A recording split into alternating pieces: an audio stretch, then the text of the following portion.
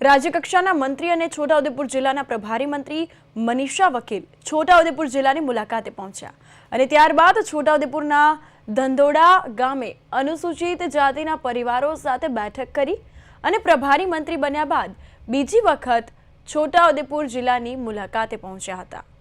આંબેડકર આવાસ યોજનાના 4 જેટલા લાભાર્થીઓને ખુદ પ્રભારી મંત્રી મનીષા વકીલે મુલાકાત કરી વાર્તાલાપ કર્યો અને લાભાર્થીઓ સાથે રાજ્યકક્ષાના મંત્રી અને જિલ્લાના પ્રભારી મંત્રીએ ભોજન પણ લીધું।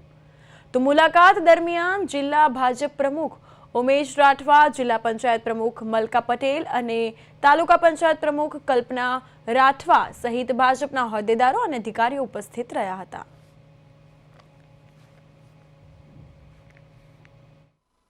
આજે ધંધોડા ગામમાં પણ આવવાનું થયું છે।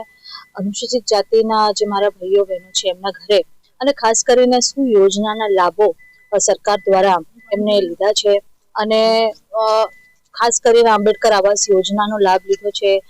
ઘરે ચૂલો પણ છે એટલે ઉજ્જવલા યોજનાનો પણ લાભ લીધો છે। દરેક ઘરમાં કંઈક ને કંઈક 3 થી 4 યોજનાનો લાભ મળ્યો છે સરકાર દ્વારા પણ। અને આજે ખૂબ આનંદનો વિષય છે કે મારા સમાજના લોકો સાથે આજે બેસીને હું જમી પણ છું। અહીંના જે છોટાઉદેપુર જિલ્લાના અધ્યક્ષ છે ભાઈ ઉમેશભાઈ સાથે જિલ્લા પંચાયતના અધ્યક્ષ બેન મલકાબેન સાથે સબરો છોટાઉદેપુરની ભારતીય જનતા પાર્ટીની ટીમ અહીં ઉપસ્થિત છે।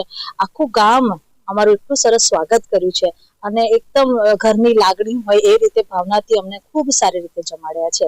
એમનો પણ હું આભાર વ્યક્ત કરું છું।